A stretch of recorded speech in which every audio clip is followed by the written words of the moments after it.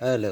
आज तारीख 30 महीना 8 2021 द्वारा नीलकंठ स्थान डॉक्टर भीमराव रामजी अंबेडकर विद्यालय खंदरा पोस्ट खंदरा भाया उखरा 713363 बीडीओ ऑफिस और police station Andal sub divisional office Durgapur district Paschim Bardhaman West Bengal near by lord Shiva temple Nilkanth स्थान। टुडे एजुकेशनल घुट्टी के तहत आज का सब्जेक्ट है West Bengal public service commission miscellaneous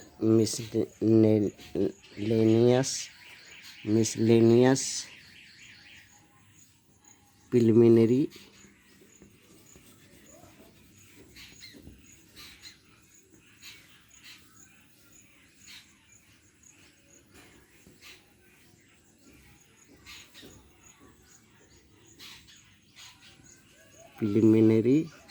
exam question paper 2020 set A 8 March में 2020 में हुआ था।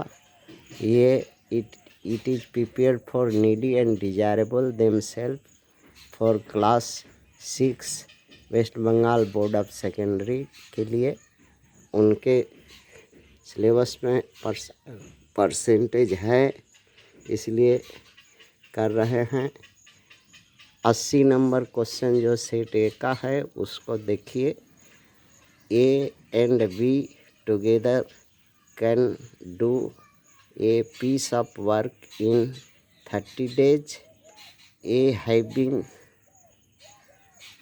Working for 6 days leave out from the job and B finish the remaining parts of along with in 44 days. How many days shall be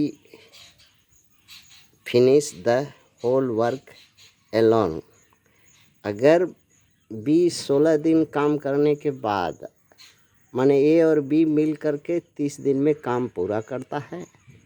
ए 16 दिन काम करने के बाद काम छोड़ देता है या चला जाता है या लीव आउट हो जाता है, तो बचा हुआ काम बी पूरा करता है 44 दिन में। प्रश्न ये है कि in how many days shall be finish the whole work along. तो उस काम को अगर पूरा काम बी को ही करना पड़े तो बी कितना दिन में काम पूरा करेगा। तो यहाँ पर ऑप्शन में है 30 दिन, 40 दिन, 60 दिन, 70 दिन। हम इस तरह से बनाए हैं।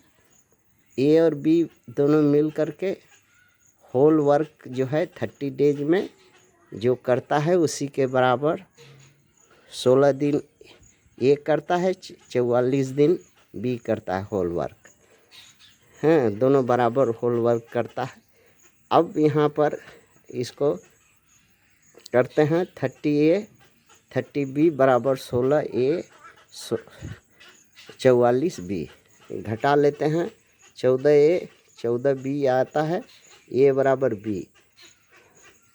देयर वर्क इफिशियंसी अब यहाँ पर देख लेते हैं, अर्थात ए बराबर बी है, अर्थात 16 दिन ए का जो काम होगा जितना काम करेगा उतना बी भी 16 दिन में ही वही काम कर सकेगा।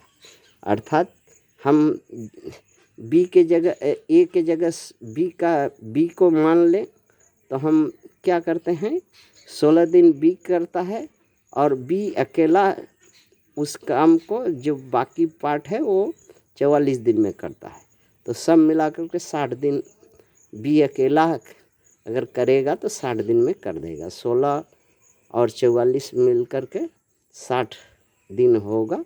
अगर ऑप्शन जो है सी में है।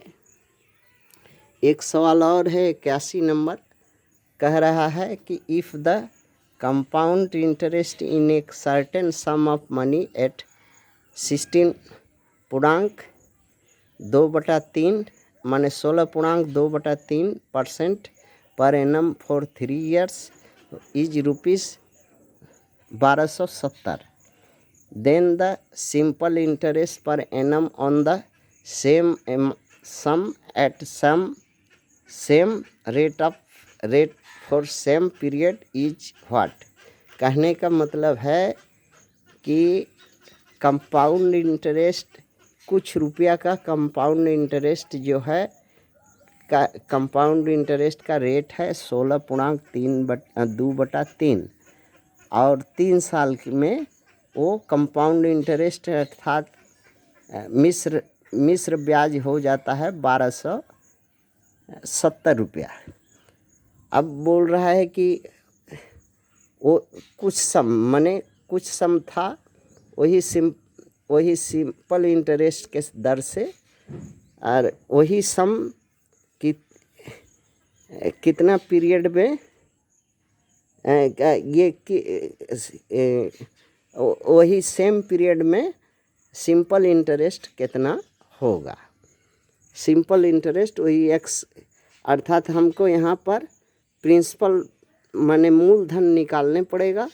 मूलधन निकालने के बाद उसको मूलधन को फिर ब्याज में बदलने होगा, ब्याज ला करके।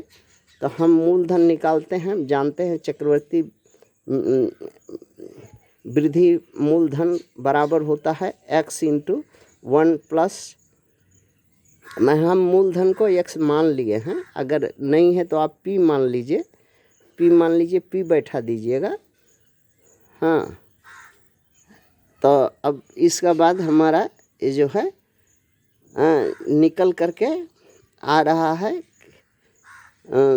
इसको 50/3/100 × 3 गुना किए हैं, कहें 3 साल है, तो इसको निकल करके हमारा आया है जो है ब्याज मिश्रधन आ गया है हमारा 346 रुपया,